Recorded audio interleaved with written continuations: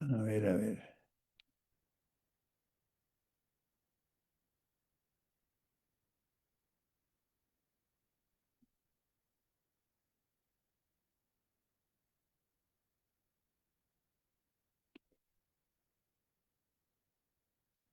Muy bien, mis hermanas, hermanos. Buenas noches a todos.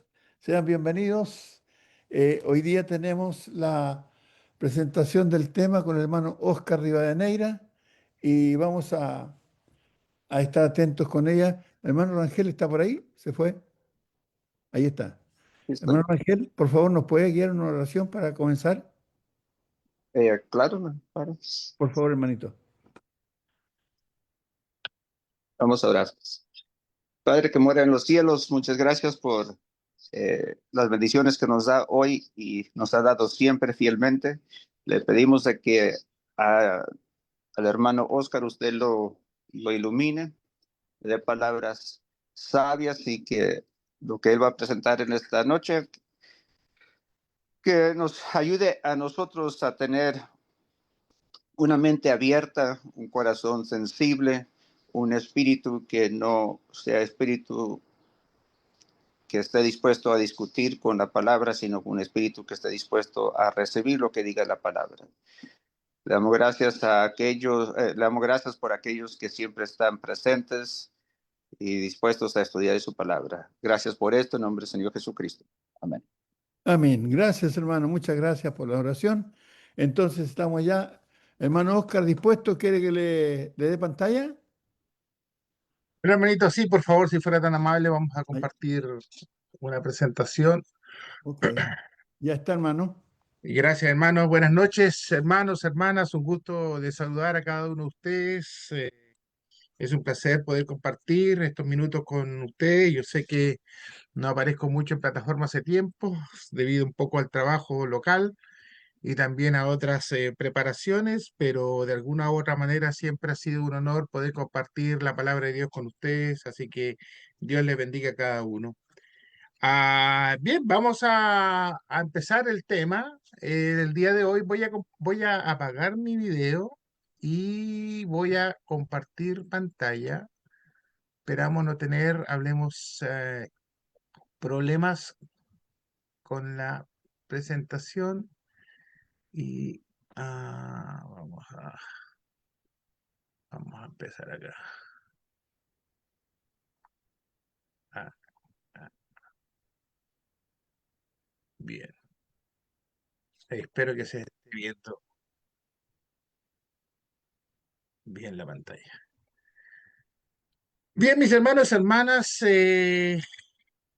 luego de los saludos protocolares, ahí está el título del tema. Lo vamos a dividir en dos partes. Hoy día es la primera parte del tema y Dios mediante, si Él no llega o si es que no decide llevarme el fin de semana el Señor, el día lunes continuaremos, porque yo creo que esto es un tema que necesita ser un poco profundizado y tomarlo con calma, sobre todo porque hay varios paradigmas que hay que ir de alguna otra manera rompiendo con respecto hacia el matrimonio entre cristianos y un inconverso o inconversa, ¿verdad? Es pecado. El tema, obviamente, que abordaremos a continuación presenta una complejidad que en apariencia podría parecer sencillo, ¿no? Es decir, no sé, en varias ocasiones es muy probable que se haya conversado este tema, pero a la luz de las escrituras y poder tratar de presentar, ¿no es cierto?, el tema lo más completo posible. La idea es poder abordarlo en todas las aristas que sean necesarias y que podamos a la luz de las escrituras para tener una visión genérica lo más, hablemos, acercado a lo que es la voluntad de Dios, entendiendo que obviamente es responsabilidad de los que van a estar escuchando esta noche y después los que vean el video, de poder también estudiar el tema, profundizarlo, porque de alguna u otra manera también, ¿verdad? Es obligación de cada cristiano escudriñar las escrituras. Sin embargo, el tema, ¿verdad? Como yo decía, pareciera sencillo, pero no lo es. Se trata de una de las decisiones más significativas en la vida de todo creyente después del bautismo, el matrimonio. y la formación de una familia. Esta área de la vida cristiana está fuertemente influenciada, obviamente, por las emociones, por el afecto, lo que muchas veces dificulta una reflexión objetiva y profunda bíblicamente hablando. Es innegable que los padres cristianos anhelan, ¿verdad? O anhelamos que nuestros hijos ah, se casen bien, ¿verdad? Es como lo que deseamos y obviamente anhelamos, ¿no es cierto? Es que se casen bien. Esa es una frase muy, hablemos, conservadora y que de alguna u otra manera, ¿no es cierto? Es lo que deseamos todos los padres y madres.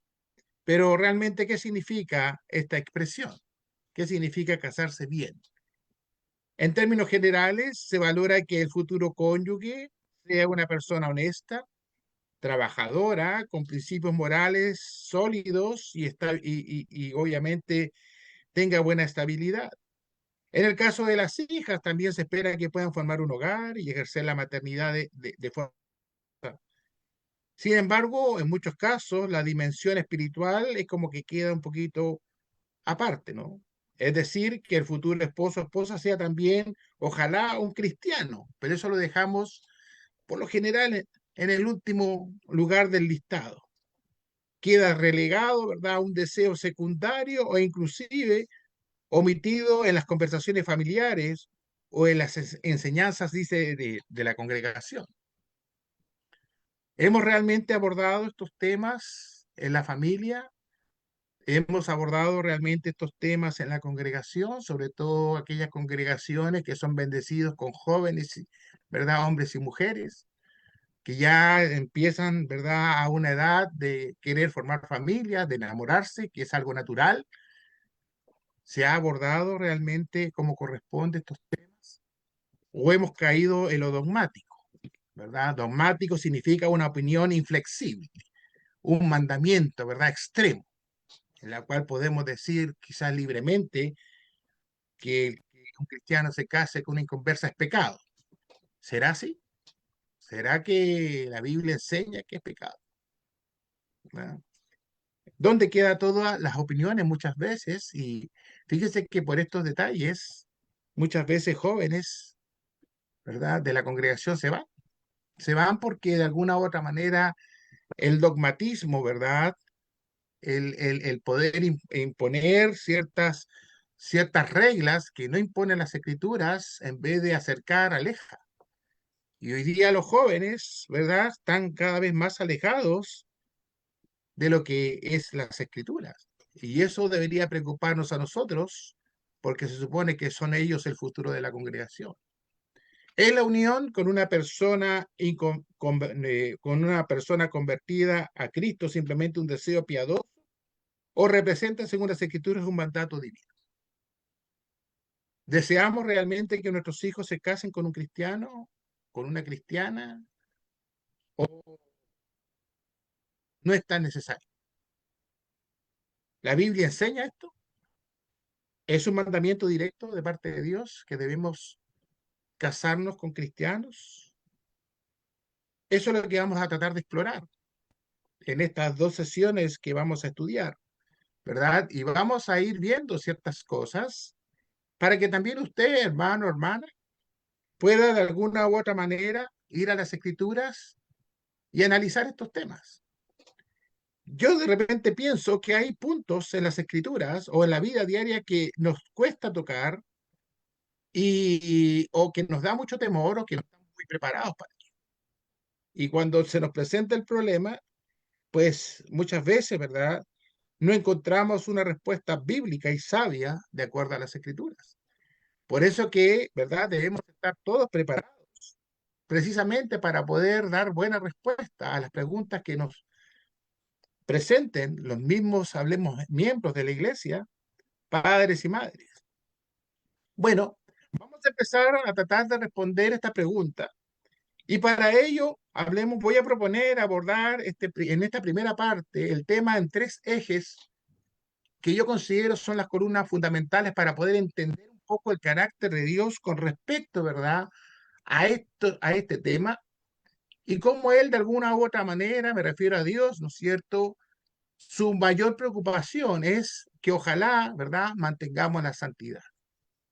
Mantengamos santidad. Y santidad significa mantenernos apartados del pecado. Vamos a ir a ver, ¿verdad?, a la luz de las Escrituras, estos tres ejes, y vamos a darnos cuenta de algunos detalles, ¿verdad?, que de alguna u otra manera nos pueden ayudar a entender un poquito más este tema. El primer eje que quiero yo compartir es el eje histórico. Desde una perspectiva histórico-bíblica, por ejemplo, en el Antiguo Testamento, aunque no es normativa directa para los cristianos bajo el Nuevo Pacto, es decir, para nosotros, ofrece una revelación del carácter inmutable de Dios. En ese sentido, provee principios espirituales y morales que permanecen vigentes como ejemplo y advertencia. Así lo dice en 1 Corintios capítulo 10, versículo 11. Si bien es cierto, nosotros no estamos regidos, como dije yo anteriormente, bajo el Antiguo Testamento, sí es un ejemplo para que nos demos cuenta, ¿verdad?, de cómo el Señor normaba, ¿verdad?, y cómo el Señor mandataba a su pueblo en ese momento. Y eso tiene que ver un poco con el carácter de Dios. Cuando Jehová liberó a Israel, al futuro Israel de la esclavitud de Egipto, y lo empezó a constituir como el primer pueblo teocrático de la historia, estableció leyes que no solo regulaban la adoración, sino también la vida social y la relacional entre el pueblo, entre los hombres, entre las mujeres, entre padres e hijos y entre futuros matrimonios. Entre estas normas se encuentra el mandato expreso, por ejemplo, que prohíben las alianzas con pueblos paganos, por cuanto conducen inevitablemente a la idolatría y al abandono, ¿verdad?, de la voluntad de Dios. El primer ejemplo tenemos ahí en Éxodo capítulo 23, versículos 32 y 33, que dice: no harás alianzas con ellos ni con sus dioses, en tu tierra no habitarán, no sea que te hagan pecar contra mí sirviendo a sus dioses, porque te será, dice, tropiezo. Ese es el consejo de Dios. Recordemos, y vuelvo a repetir, que el pueblo de Israel es el primer pueblo en la historia de la humanidad teocrático. Es decir, que tenía a Dios, ¿verdad?, por sobre todas las cosas como rey y señor, frente a los demás pueblos que estaban, ¿verdad?, llenos de idolatría y de dioses, paganos y humanos. De hecho, ¿verdad?, el pueblo de Israel cuando salió, el futuro pueblo de Israel cuando salió de Egipto, salió con costumbres paganas. El pueblo del imperio egipcio era un pueblo realmente, hablemos, idólatra, y eso le costó quizás a muchos futuros judíos la vida, ¿no? Por eso que el consejo y el mandamiento dice: no harás alianza con ellos, ni con sus dioses. El peligro de este pueblo, ¿no es cierto?, para ser contaminado precisamente por costumbres idólatras, ¿no es cierto?, de los pueblos paganos, era realmente un riesgo. Y el riesgo era precisamente que estas alianzas llevasen a los futuros, hablemos, hijos de Dios, a perderse, ¿verdad?, en el mundo. Tenemos otro texto ahí en Deuteronomio, capítulo 7, versos 3 y 4. Dice: y no emparentarás con ellas. No darás tu hijo o tu hija a su hijo, ni tomarás a su hija para tu hijo, porque desviará a tu hijo de pos de mí. Y servirán a dioses ajenos, y el furor de Jehová se encenderá sobre vosotros y te destruirá pronto. Ese es el consejo, ese es el mandamiento. Y fíjese que más allá de un mandamiento, si uno se pone a pensar realmente, los grandes problemas que después tuvo, ¿verdad?, del pueblo de Israel fue precisamente por esto. La pérdida de su estado, ¿verdad?, neutral con Dios fue precisamente porque los hijos empezaron a tener alianzas, ¿verdad?, con hijas de pueblos paganos, y muchos de ellos se perdieron en la idolatría, en el pecado, ¿verdad? Y eso fue contaminando al pueblo. Por eso que empieza diciendo el Señor aquí: no te emparentarás con ellas. Ese es el consejo: no darás tu hijo a su hija, o su hija a su hijo, ni tomarás a su hija para tu hijo, porque desviará a tu hijo de pos de mí, y servirán a dioses ajenos, y el furor de Jehová se encenderá sobre vosotros, y te destruirá. En estos pasajes muestran que Dios instruyó a su pueblo a mantenerse separados del pecado y de las influencias paganas, aún en el ámbito familiar.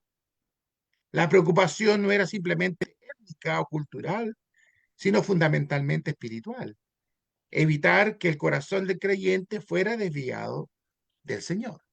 Ese era el propósito, ese era, hablemos, el objetivo que buscaba el Señor, ¿verdad? Con este trabajo en pos, ¿verdad? De mantener el pueblo lo más aislado del mundo pagano en el cual se encontraba. Otros ejemplos más bíblicos, ahí está Josué capítulo 23, versículo del 2 al 13. El libro de Esdras, capítulo 9, Esdras 9:10 y Nehemías, capítulo 13, versículo 23 al 27. Refuerzan esta advertencia de parte de Dios. La experiencia histórica del pueblo de Dios demuestra que en la mayoría de los casos el resultado de la unión mixta fue, al final, la apostasía, no la conversión del cónyuge pagano. Esta realidad debe ser considerada seriamente por los cristianos contemporáneos también. Y fíjense que aquí hay un pensamiento interesante, ¿verdad? Es decir, con la persona que yo me voy a casar, que no es cristiana, ¿tendrá, hablemos, la disposición de convertirse mañana pasado, ¿verdad? Como hijo o hija de Dios. Yo creo que esos son los pensamientos que hay que ir de alguna u otra manera alimentando. Y yo sé que al principio el amor y las emociones y los sentimientos de repente nublan un poco esto, pero es importante saber con quién una persona va a contraer matrimonio, porque los cristianos sabemos perfectamente que el matrimonio es para toda la vida. Por eso que he podido escuchar algunas presentaciones anteriores de algunos hermanos, por ejemplo, el hermano Mario Arellano, que habló del noviazgo y habló muy bien del noviazgo. No es un juego, no es algo, ¿verdad?, pasajero, como lo que hoy día de alguna otra manera postula el mundo, ¿no es cierto? Que yo me puedo casar cuantas veces quiera, sino que el Señor dice que el matrimonio es una sola vez, ¿verdad? Y por tanto es un acto serio y es una institución que está formada y autorizada por Dios. Es la primera institución divina que formó Dios allá en el Edén, que fue el matrimonio. Por lo tanto, como una institución divina, tenemos que nosotros de alguna otra manera darle el nivel de importancia que corresponde, porque en un matrimonio no tan solo hay dos, sino hay tres. Está el hombre, la mujer, ¿verdad? Y Dios, que bendice esa unión. Por eso es que de alguna u otra manera, ¿no es cierto?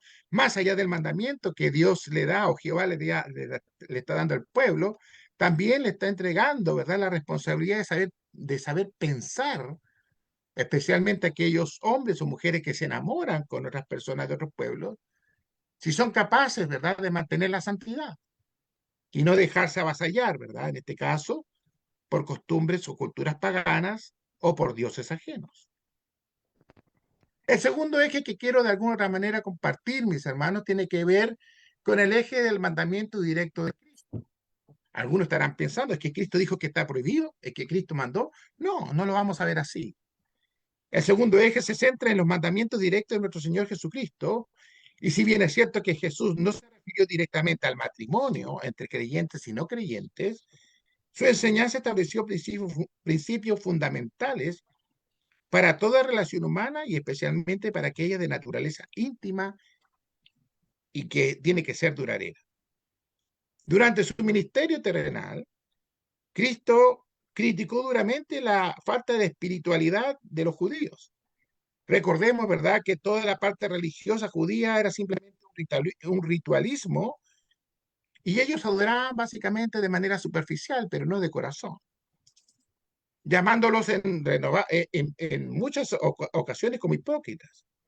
Por eso que, ¿verdad?, Él llama a una renovación profunda del corazón. Cuando estuvo Cristo aquí, ese era el consejo más profundo que Dios, Cristo, ¿verdad?, le estaba entregando al pueblo judío y nos está entregando a todos nosotros.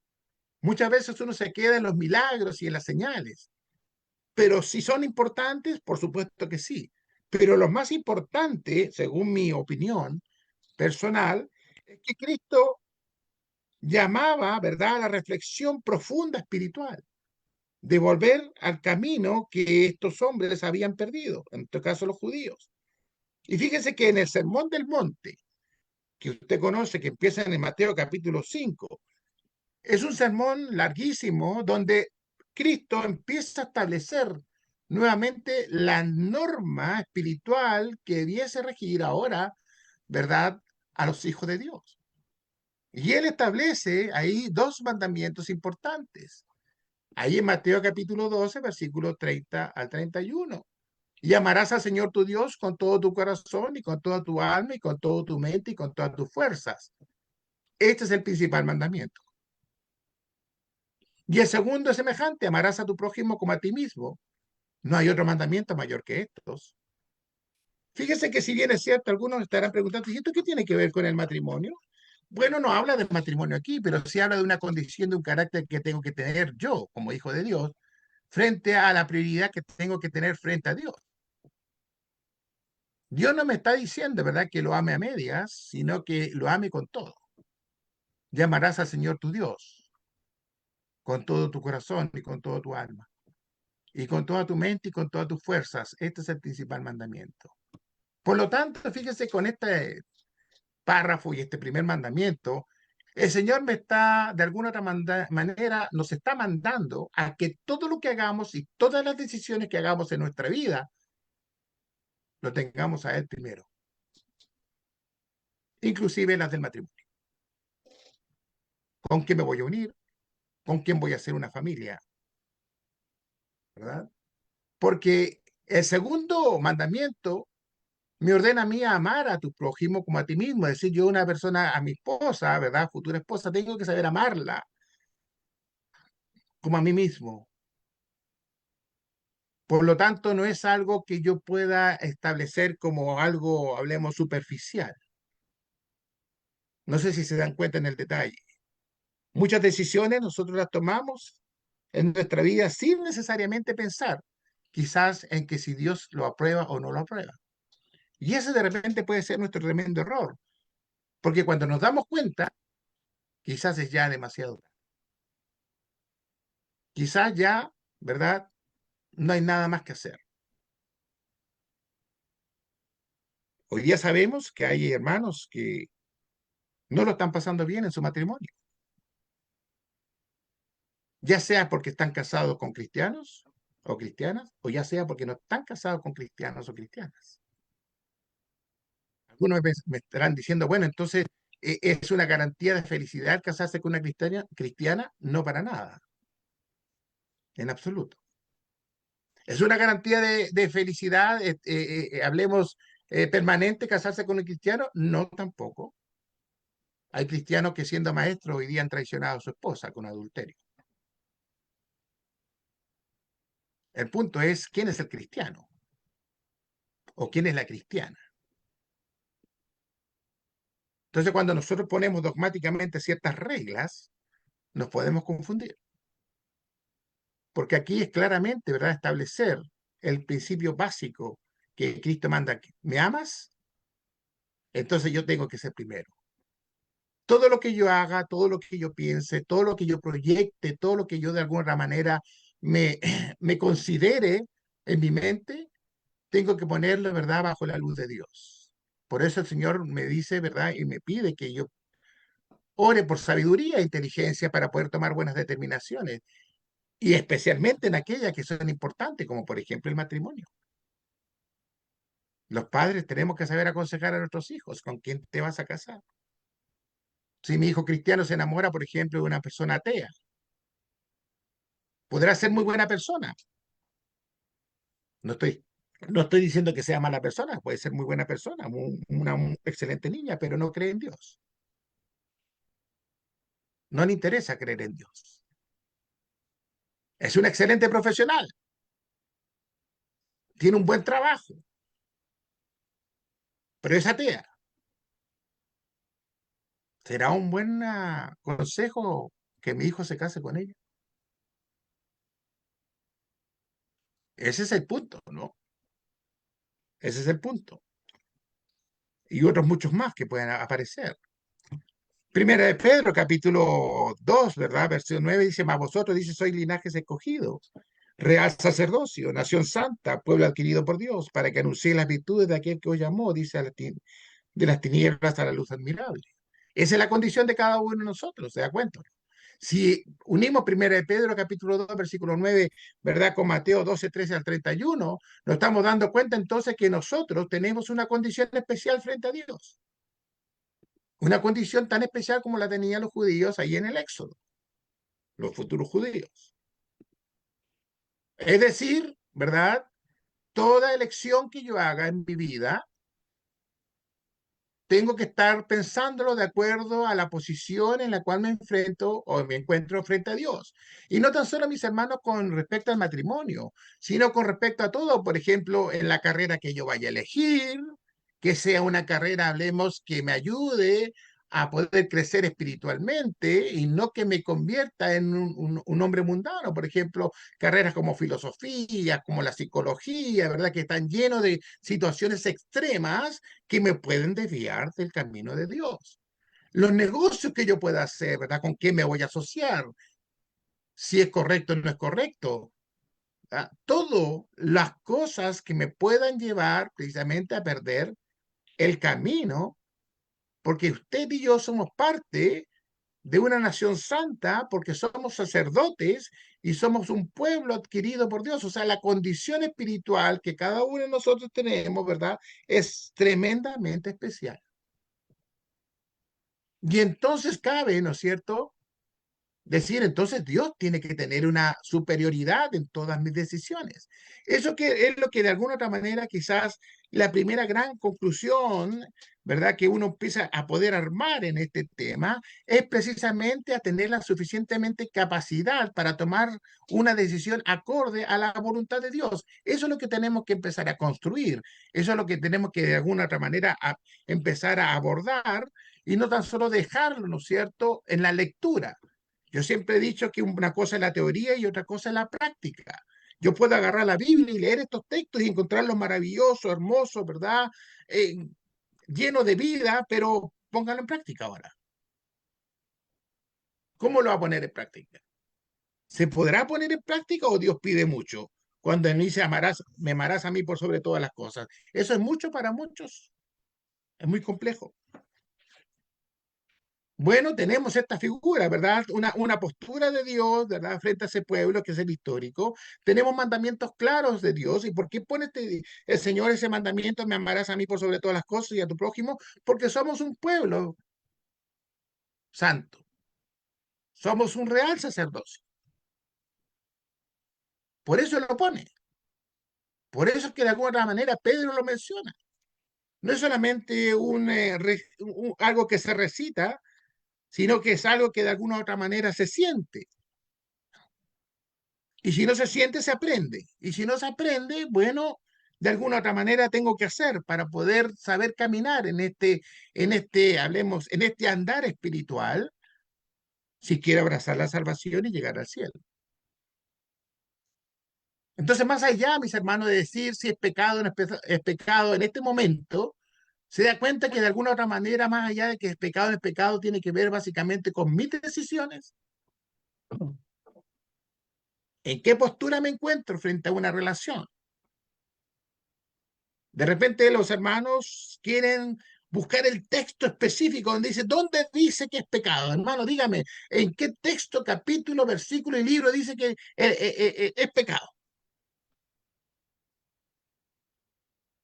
En el Nuevo Testamento, hablemos, hay un texto que quizás lo usan para eso. Vamos a ir a verlo. Y está, ¿verdad?, la tercera derivada que tiene que ver con el eje del mandamiento apostólico. Este tercer eje se refiere a las enseñanzas apostólicas, las cuales forman parte esencial de la doctrina cristiana, especialmente los concernientes a la vida ética y espiritual del creyente, en este caso de nosotros los gentiles. Proviene de contextos que el gentil viene, en contextos paganos, y obviamente que los apóstoles, especialmente Pablo, trata de alguna otra manera inyectarnos las enseñanzas apostólicas autorizadas por el Espíritu Santo para nosotros poder corregir nuestra vida ética y moral frente a Dios. Y es por eso que Pablo se enfrenta muchas veces, ¿no es cierto?, a estas situaciones, especialmente con los corintios. el primero y segundo libro de los Corintios, Pablo se enfrenta a un pueblo, ¿verdad?, derechamente sumamente complejo. Los corintios eran sumamente complejos, idólatras e inmorales. Era una lucha fuerte que tenían los hermanos del primer siglo en ese lugar. Y por lo tanto, Pablo empieza, ¿no es cierto?, a ordenar ciertas cosas ahí para que de alguna u otra manera se pudiesen conducir de la manera correcta. Fíjese que los mandamientos como la ofrenda, la cena del Señor se encuentran en Corintios, porque todo lo transgiversaban, ellos todo lo hacían una fiesta, una comilona, etcétera, etcétera. Y en ese ansia, ¿verdad?, de buscar un texto que hable del matrimonio, pues nos encontramos con varias cosas, ¿verdad? Y de alguna u otra manera nos encontramos con el típico texto de 2 Corintios capítulo 6, versículo 14 al 18. No os unáis, dicen, yugo desigual con los incrédulos, porque qué compañerismo tiene la justicia con la injusticia, y qué comunión la luz con las tinieblas, y qué concordia Cristo con Belial, o qué parte el creyente con el incrédulo. Salid en medio de ellos y apartados, dice el Señor. Yo recibiré y seré para vosotros por padre, y vosotros me seréis hijos e hijas, dice el Señor Todopoderoso. Muchos dicen, aquí está el texto, ¿ve, hermano? Dice que no os unáis, dicen, yugo desigual con los incrédulos. Es que este texto habla del matrimonio. Bueno, si lo ponemos en contexto, se está hablando contra la idolatría, contra todos actos que en este momento, en el contexto de 2 Corintios, era algo normal. Unirse con los idólatras, comer con los idólatras, creer en Dios y en ídolos. Y aquí lo que está haciendo Pablo, ¿verdad? Diciendo, oye, este yugo desigual, ¿verdad? Esa unión se refiere a estar atado a alguien en un yugo, hablemos, que no corresponde y que más que nada genera desequilibrio. Pero alguno me podría, pero hermano, ¿podría ser aplicado al matrimonio? Probablemente que sí. Y no tan solo al matrimonio si lo ponemos en el contexto, sino que a los estudios, a los negocios, a las proyecciones, decisiones personales que tengo que ver con el mundo. Pero el extremo, porque también de alguna u otra manera, ¿verdad? No puedo salir de este mundo porque yo vivo en este mundo. Entonces alguno me va a decir, es que entonces no puedo ir al colegio, es que entonces no puedo ir a la universidad, hermano. Es que entonces, ¿verdad? No puedo de alguna u otra manera hacer un negocio con alguien. Sí lo puede hacer, pero tiene que tener cuidado con ello. Lo que pasa, hermanos, es que toman 2 Corintios capítulo 6, versículo 4, o sea, versículo 14 al 18 de manera dogmática para decir entonces que es un mandamiento el hecho de que usted no se puede casar con una inconversa porque está pecando.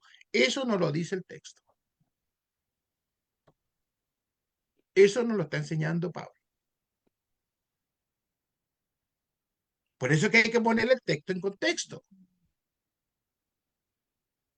Y por esa razón, entonces, es importante poder en esta primera parte analizar.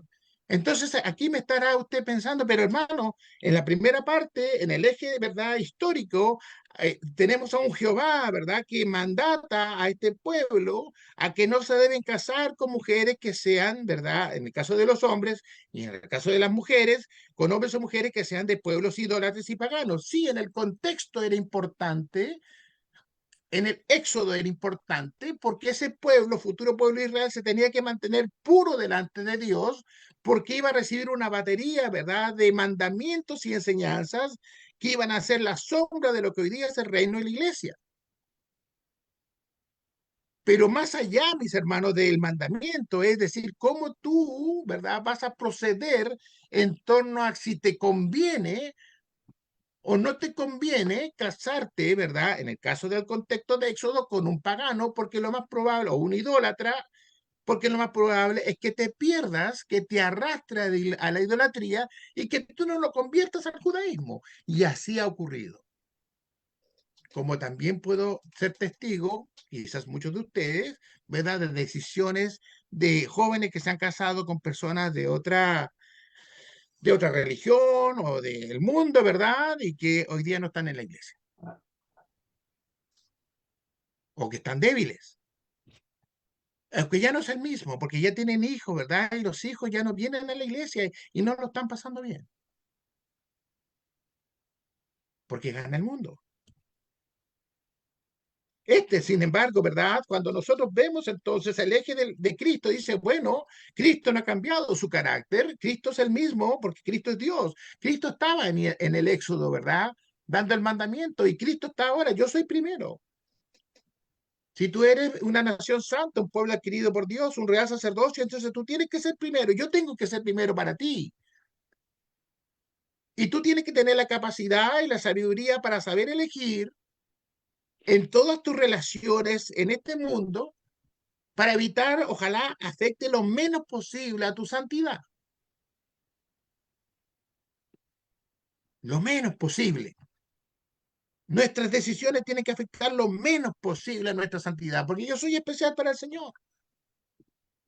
Y esto lo refuerza entonces Pablo, que en el mandamiento apostólico le dice, mira, 2 Corintios 6, 14 al 18, te estoy diciendo, ¿verdad, Pablo? Es que dejes de tener uniones inestables que te puedan conducir, ¿verdad?, a la perdición. El yugo desigual, esas cosas extremas que me tiene un pie adentro de la iglesia y el otro pie afuera de la iglesia. Pero al final, ¿quién tiene que tomar la decisión? ¿Quién tiene que tomar la decisión? La iglesia puede tomar estos estudios y aconsejar, los padres pueden tomar estos estudios y aconsejar, pero ¿quién es el que va a tomar la determinación de casarse? Y por eso que existe el libre albedrío.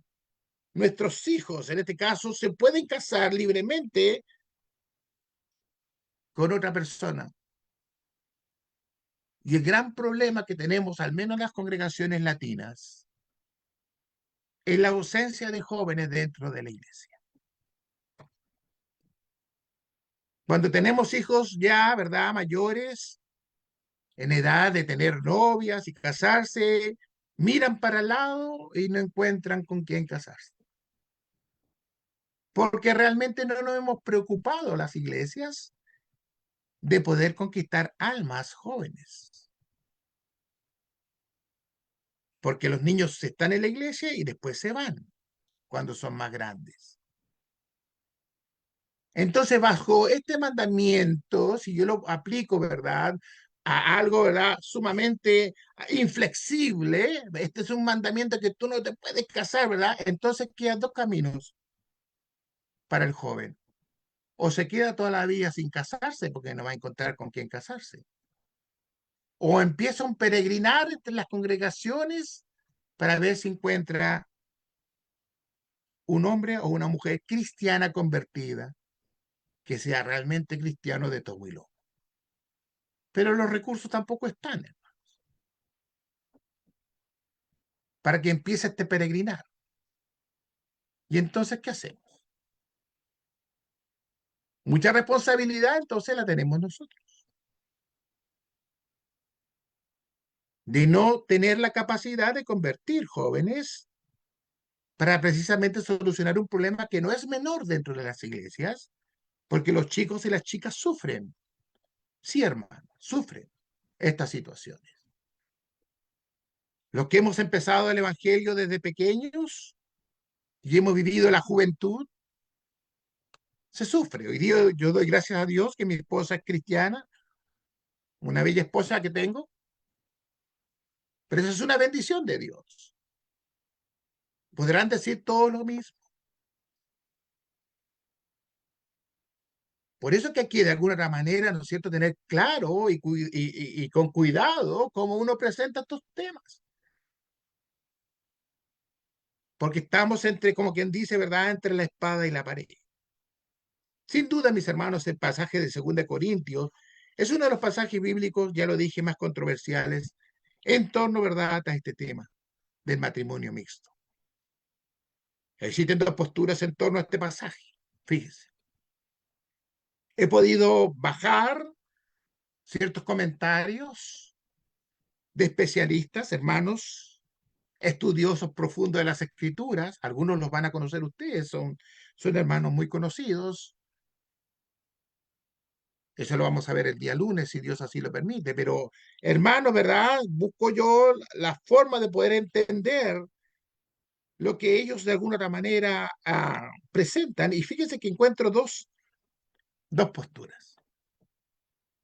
Unos que hablan que sí, efectivamente, este es un texto que se aplica al matrimonio, y otros hermanos que dicen que no, pero que a la larga no tan solo para el matrimonio sirve, sino que para toda relación que me pueda llevar al pecado.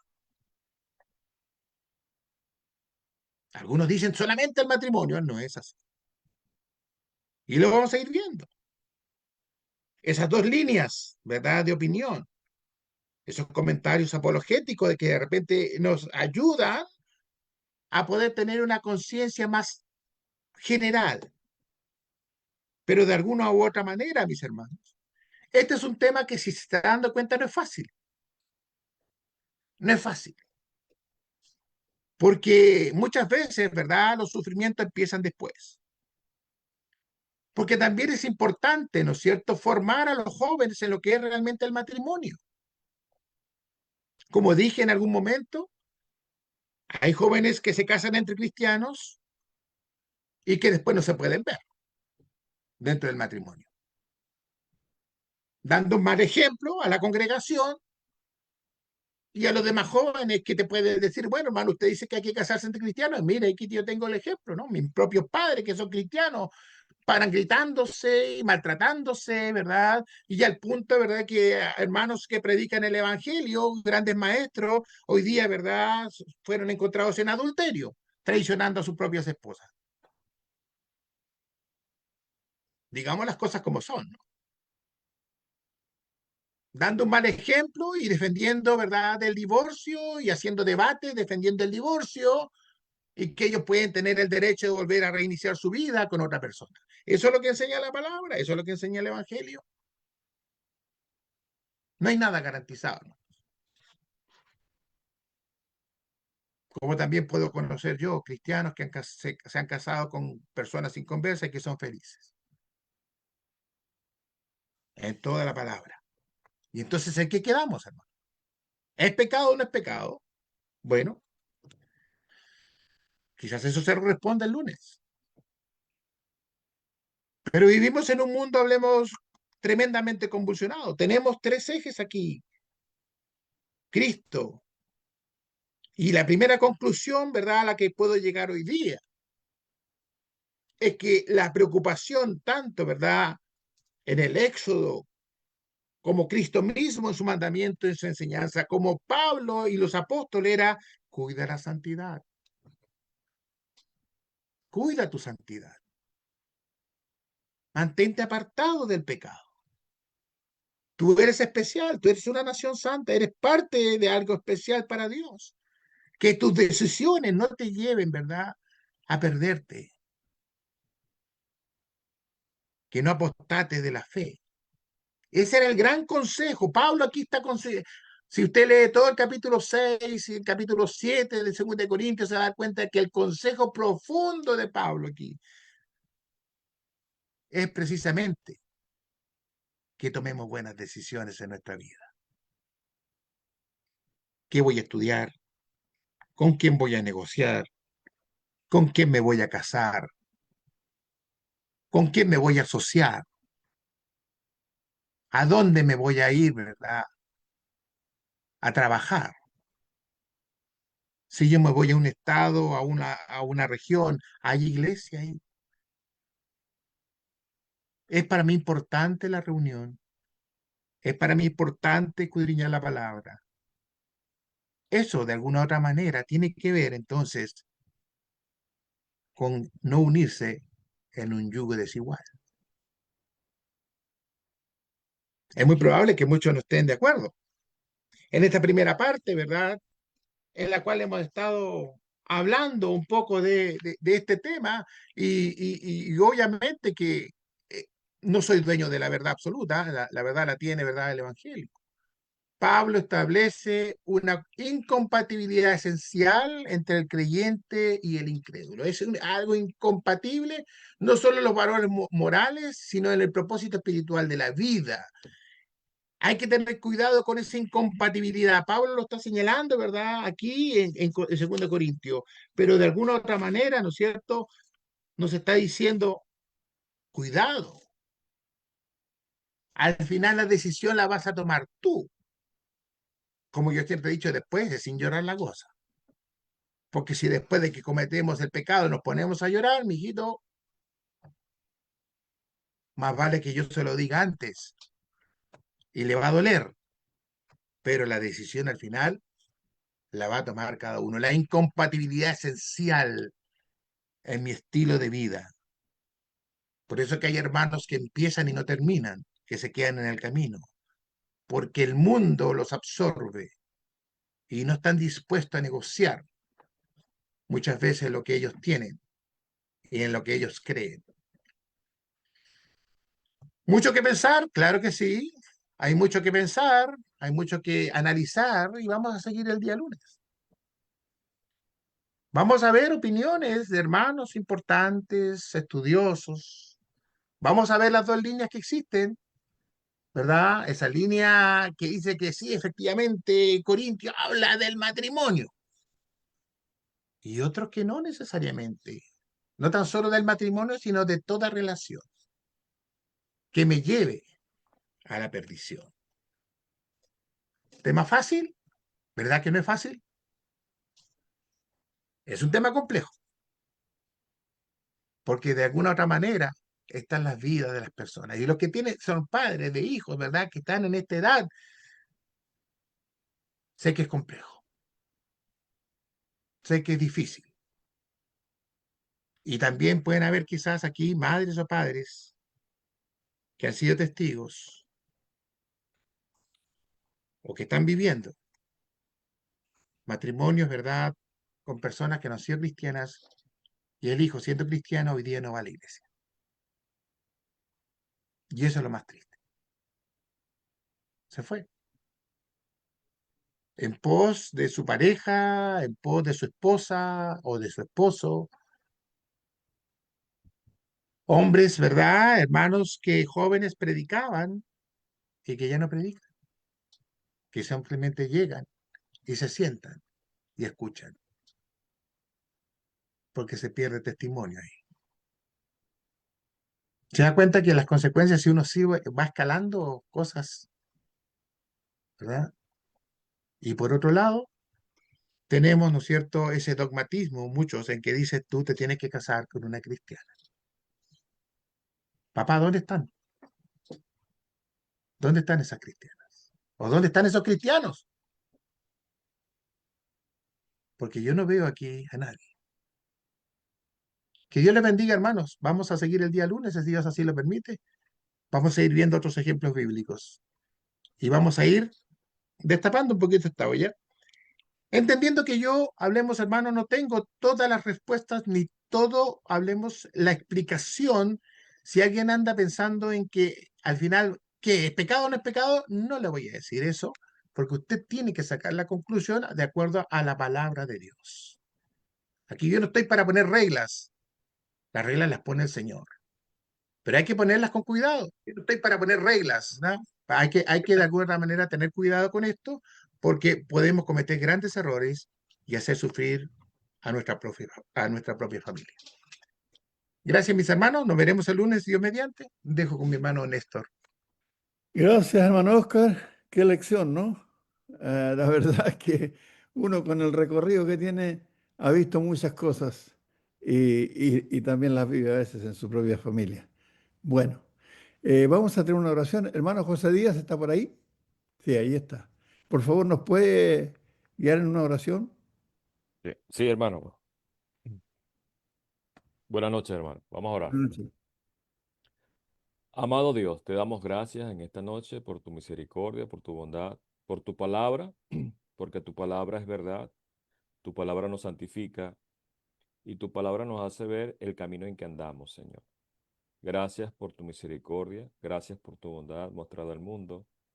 en darnos la oportunidad de haber obedecido de corazón a aquella forma de doctrina a la cual eh, hemos sido perdonados de nuestros pecados, Señor.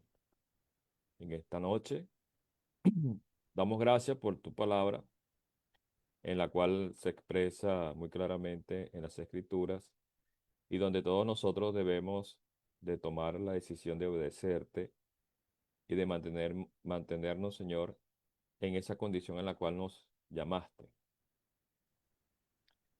Y también pedimos para que cada día nos fortalezca en nuestras relaciones matrimoniales, en nuestra familia, con nuestra familia, Señor, y que podamos también poder ayudar a otros en ese sentido.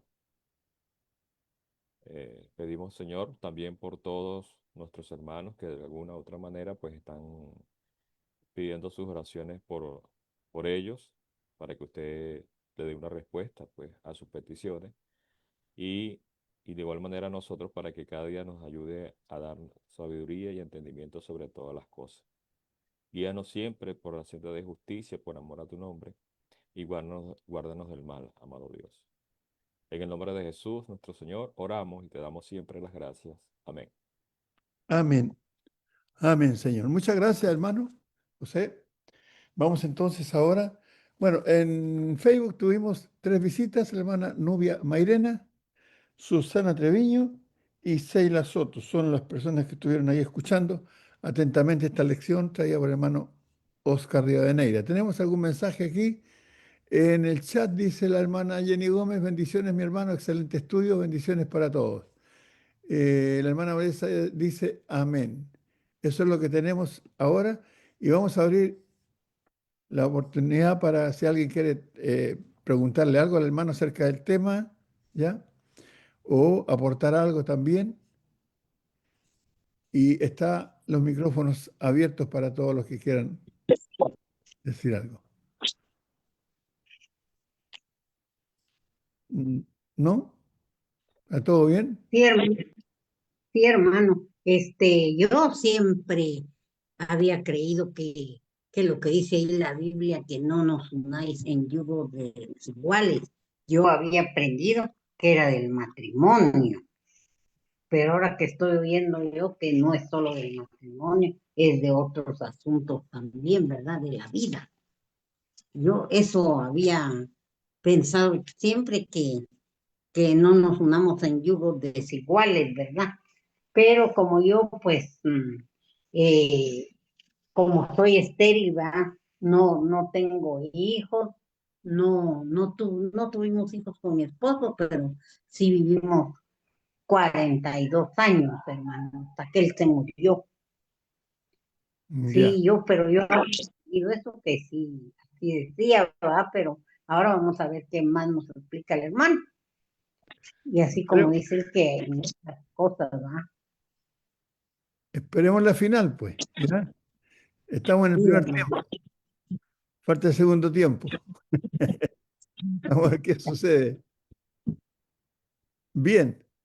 Hermanito Néstor, Hermana Doris, adelante. sí, quiero darle las gracias al hermanito Oscar por su estudio, que ha estado muy bueno. La palabra de Dios siempre cae bien a todos.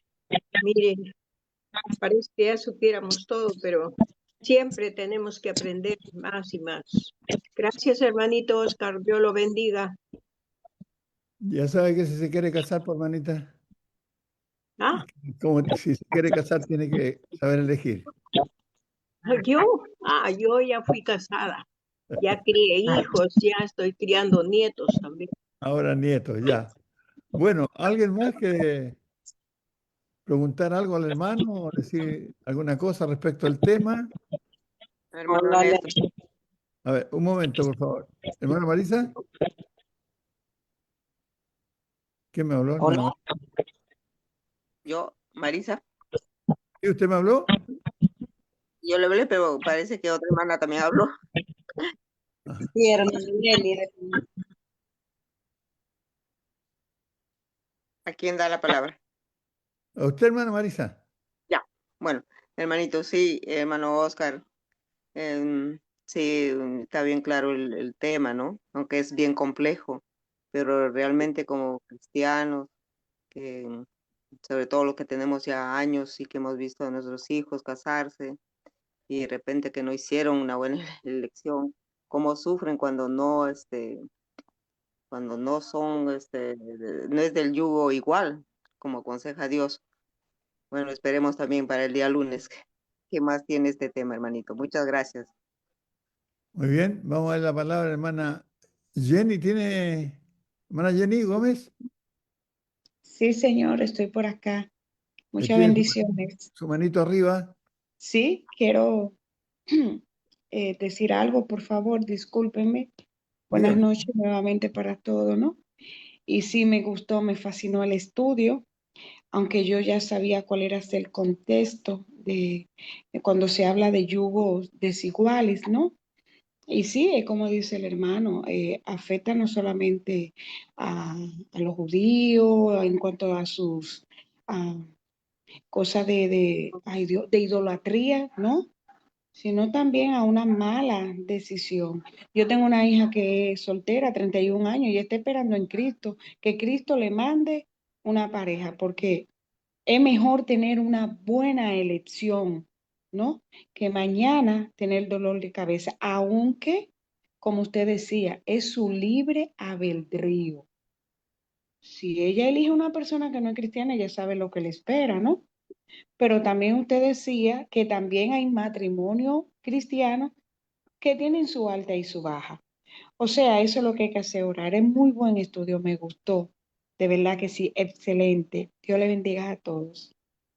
Muy bien, gracias, hermana Jenny. Hermana Nelly, ya le doy la palabra al hermano David, porque primero las damas, después los damos. Hola, Hermano, buenas noches, Ernesto, ¿cómo están? buenas noches, Bendiciones. hermano. Casualmente este tema lo habíamos tocado aquí en la iglesia local de acá de Panamá, en un estudio y hubo muchos comentarios entre las hermanas porque aquí sí vemos muchas solteras. Como usted bien decía el hermano Oscar, de que ¿dónde están los hermanos solteros? Muy poco. También hay jóvenes. Y muchas de las hermanas estábamos de acuerdo de que queremos para nuestros hijos hermanas que sean en Cristo. Y cuando el hermano Byron pues sacó este tema, pues muchas nos asustamos porque tengo 50 años, 56 años, y yo creo que yo ya me rendí de que el Señor me quiere sola y dejé de buscar el hermano ideal porque realmente no hay. Todos están ocupados, hermano. Y el hermano dijo rotundamente, no voy a decir que es pecado, lo dejó a, en base a cada quien que pueda ver con quién uno quiere hacer su vida. Me pongo a pensar, ¿me conviene? ¿Conviene que mi hijo busque una muchacha del mundo? ¿Es conveniente? Me trajo mucho el pasaje de Pablo en Corintios 10:23, dice, todo me es ilícito, pero no todo me conviene. Todo me es ilícito, pero no todo edifica. La verdad que siempre me había encasillado en el versículo siempre me decían, no te unas a yugo desigual. Siempre era ese el tema trillado que me traían, que no podía buscar una pareja del mundo, porque eso me va a traer muchas consecuencias para mi vida espiritual. Y en verdaderamente digo, es verdad.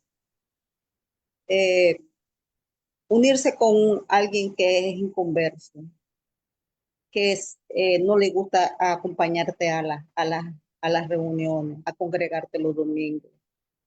Es mejor estar sola, porque no vas a compartir algo tan hermoso que vive como cristiana con alguien de que no tiene las mismas. Me puede querer mucho, pero no comparte ese amor que yo le tengo a Cristo. Así que el matrimonio es como una yunta de bueyes. Los dos tienen que ir al mismo lado. No es que porque a mí no me gusta esto, yo voy por un lado y la esposa va por el otro. Ok, hermano. Pero quiero saber más o menos qué es lo que trae más este estudio. Quiero ver qué es lo que más, porque tengo un versículo que lo voy a buscar bien y se lo voy a poner al hermano Oscar el lunes que él presente de nuevo el Muy estudio. bien, hermanita. Paciencia, Gracias. paciencia. ¿Ya? Gracias. Bendiciones. Si no hay paciencia, ninguna pareja es buena. Hermano David, ¿Me escucha? muy bien. Sí, bueno, la hermana Nelly se me adelantó un poquito porque quería hacer un pequeño aporte sobre la palabra unirse en yugo. Y la hermana lo dijo, o sea, y el contexto ahí sea de matrimonio, o sea, de la idolatría, cuando se pone una yunta de bueyes, no se pone un buey con un burro o con un caballo, se pone buey con buey, para que los dos vayan al mismo ritmo y tiren. Entonces la palabra no os unáis en yugo desigual ahí tiene bastante profundidad en el texto con el contexto, ya sea del matrimonio o de la idolatría, porque para las dos partes el consejo es el mismo. Y es importante tocar el tema ese del yugo que lo tocó la hermana Nelly y yo también, solamente era un pequeño aporte, hermano. Gracias, Ok. hermano Oscar. Gracias, hermano David. ¿Alguien más? ¿Nadie más se quiere casar? Bueno, yo creo que hay que leer bien los textos y su contexto para que la cosa quede clara, porque a veces hacemos malas aplicaciones, que a nosotros nos gusta la idea esta, entonces aplicamos el texto para el gusto nuestro. Es lo que pasa con muchas denominaciones, porque hay una interpretación antojadiza del texto, hay que leer su texto, su contexto inmediato y su contexto remoto. De esa manera uno va a poder sacar la conclusión correcta a qué se refiere el versículo que se está leyendo, ¿ya? Bueno, no voy a decir nada yo porque si no, el hermano Oscar me va a mandar un mensaje más rato. Dejémoslo que se queme solo, digamos. No, es verdad. Bueno, están aquí en Facebook, han aparecido varias hermanas. La hermana Nubia Mairena, Susana Treviño, Alicia Samuel Cepeda, Bárbara Borruel, Seila Soto, todos ellos están ahí y Richard Rosson también están allí escuchando este tema. El lunes están invitados, si Dios quiere, para que vengamos a la segunda parte de este tema, que es también fascinante, maravilloso, porque bueno, hay muchas cosas comprometidas. Como decía el hermano, de repente hay matrimonios de cristianos y que se llevan peor que los no cristianos. Y hay matrimonios de no cristianos que se llevan mejor que los cristianos. Y así hay tanta cosa de verdad. ¿Ya? Así que por ahora vamos a dejar entonces y lo dejamos pendiente. Que Dios les bendiga. Muchas gracias por su atención, por estar aquí, por poner interés en lo que es la palabra de Dios. Así que nos despedimos hasta el próximo lunes, si Dios lo permite, con el hermano Oscar Rivadeneira nuevamente. ¿Ya? Hermano Carmelo, buenas noches. Hermana Luz Dari, buenas noches. Hermano José Díaz, se me andan perdiendo ustedes, los necesitados, pero no aparecen. Jenny Gómez, ya, Luz Dari, Luz Yáñez, Nelly, Raquel, todos buenas noches, hermano Eduardo Ángel, buenas noches. Buenas David, Susan, Samsung, no sé quién tiene apellido Samsung ahora, es coreano. Doris Almestar, Yolanda, buenas noches a todos, que Dios les bendiga, que tengan un buen descanso y que mañana sea Amén. un nuevo día. Ok, Amén. Bendiciones para bye. todos. Gracias, Oscar. Que Dios les bendiga, hermano. Buena Dios lección. le Chao, bendiga. manito, que estén bien, Dios les igualmente. bendiga. Dios lo Nos bendiga, vemos el hermano. lunes, Dios mediante. Bye. Carmelo, Dios te bendiga. ¿Cómo estás? Todo bien, te llamo ahorita. Sí, sí, sí, Hermano señor. Neto, se Bueno, fue en Perú, hermano.